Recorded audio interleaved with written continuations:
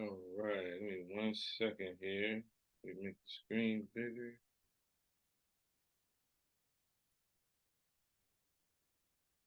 All right, so today we'll be looking at the keys of a visionary business. Key three, which is self-diagnosis, and just the reminder of what the overall theme of the 7 keys of a visionary business. You want to keep in mind the ultimate purpose of a visionary business is to transform the world by doing what you love to do. So we're going to, again, be looking at self-diagnosis. Just to review, key one from lecture one was your purpose. This is where you imagine your ideal lifestyle, the ideal life, whatever that looks like for you and outside of yourself, which we talked about, uh, learning to think outside of the box in that way. You discovered your higher purpose, and then key two from lecture two was looking at the problem and the problem identification. And there you looked at what problems do you want to solve. So you kind of steered away, still keeping in mind your passions and your skill set and your resources, but we more focused in what problem uh, is your product or service going to solve. And we also looked at entrepreneurs and the services in their businesses and what kind of problems that they solve as well.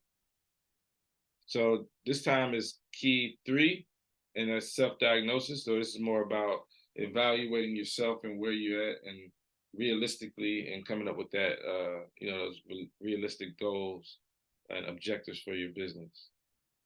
So here we're going to look at: do you have the right stuff to start a business? Do you have the right resources? Do you have things or people or capital around you to start the business that you have set out to start? And here's some results from passion. So the results of having that passion and having that purpose and having that set in stone and written down, and having that imprinted in your mind and your cognitive set.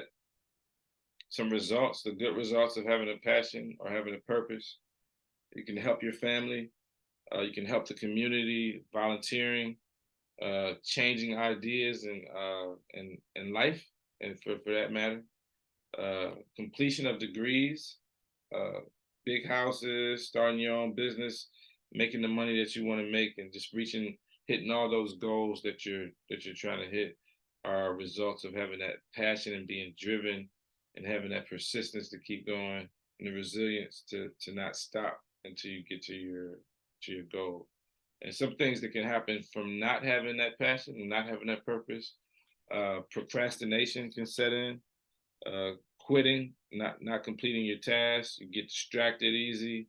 Uh, Lack of focus. So you're not you're not focused on that goal that you're trying to reach, and then you're too giving. You're naive. You're not really thinking realistically and logically, and you're not conscious of what's going on around you.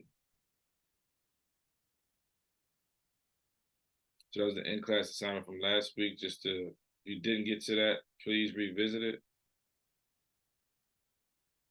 And here you're thinking about thinking. So it's like cognitive, metacognition.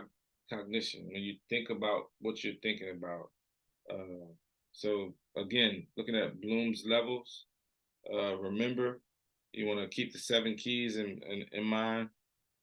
Apply, analyze, evaluate, create, and you always want to go through that set of steps when you're thinking about what you're thinking about, and being realistic, uh, being able to evaluate yourself and where you really are and the true position that you may stand in, so that you can make a better decision on how to move forward.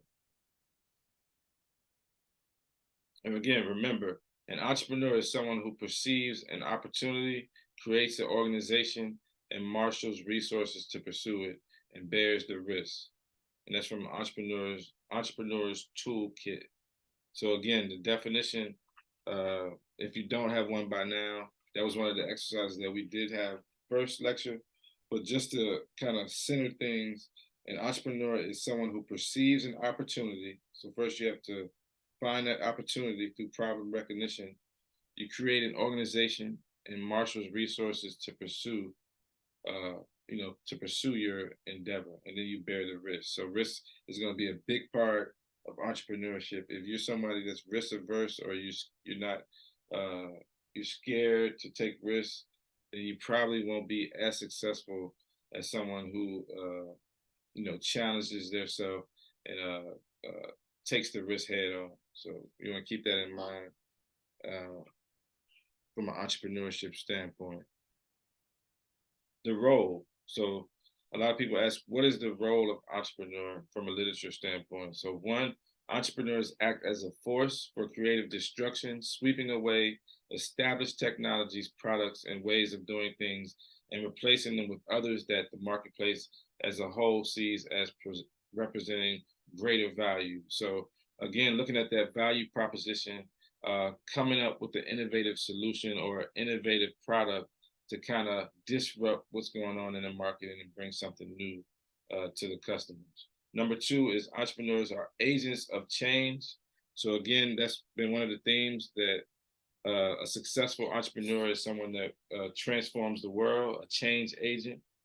Number three, entrepreneurs find and exploit ways of providing higher quality goods and services that were previously unavailable or in limited supply. So again, it speaks to the value proposition and being able to capture value, uh, create value, and capture value, and be able to be sustainable and have a high organizational performance from those different things.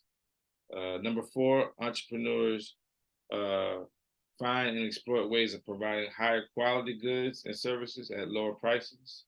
So that just speaks to the quality control, not necessarily sales driven, but quality driven. Make sure you have the best product and the best value, which keeps the customers coming back, the customer retention. And lastly, number five, entrepreneurs help to make free market societies wealthy and dynamic, and can also make life much more interesting.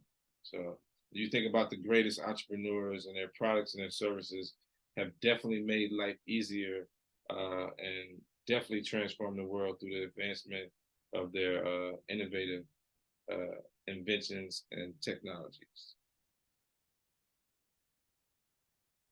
And here's just a picture of different influential people from the past, uh, learning from history. So it goes back to the life experiences and being able to learn from your experiences and learn from what happened in the past. And in this sense, history is the teacher here.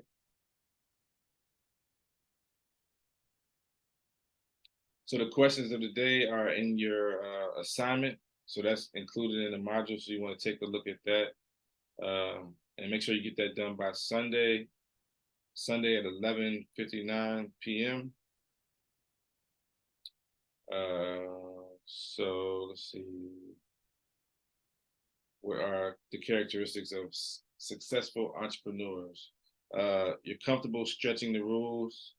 You're prepared to make powerful enemies. So you can't be, as a leader, you can't be scared to be, I guess, not like. You have to be decisive. Have the patience to start small and be reasonable with your goals. Be realistic and make sure that they're reachable. Number four, you're willing to change strategy quickly. So being able to have a contingency plan and being able to kind of be flexible to react if you need to react. Know how to close a deal, know how to finish without quitting, staying at something, being persistent, which we talked about. And number six, which is a perfect segue, can persist in the face of constant rejection, no's, and failure. So I always tell my students to go for the no. If you look at the rule of 10, every 8 no's, you'll get 2 yeses. So you always want to go for the no's or go for the failures to get to your success, or go through the no's to get to your yes. So keep that in mind. Don't be afraid to fail Don't be afraid to the rejection. Other valuable traits, you should have good negotiation skills. So negotiating skills, technical skills, the ability to sell your vision to others, to be able to persuade people to come on board, the ability to motivate. You have to motivate employees. You have to motivate different corporate partners or what have you. So having that ability to lead and make people move in the direction that's needed to grow your business. You have to have a knack for turning plans into action. So basically, the ability to see an idea all the way through implementation, the ability to execute. Next is a passion for what you're doing. So again, that goes back to key one, having that purpose and that passion that we talked about. And then lastly, the background. So having the skill set and building yourself up through your experiences to be able to tackle some of the things that you might face as an entrepreneur. So in summary, the takeaways from this module, from this lecture: number one, successful enterprise is a combination of personal qualities and quality planning. Two, ideas are an important element of success for entrepreneurs, but they're not as important as personal background, motivation, and attitude. You must have a solid plan, the ability to execute it, and a high degree of motivation. And lastly, number three, entrepreneurship runs in families. So that speaks to those the family firms and the family businesses. It says children of business owners are more likely than others to start or purchase their own enterprise. So a lot of times entrepreneurs are in a family business situation, and the ultimate goal is to build up those trusts and build up their wealth and have that economic growth to pass down to your loved ones. And that'll be it for today. If you have any questions or concerns, please feel free to contact me, and I'll make myself available to help you out with whatever your issue might be. All right. Have a great day.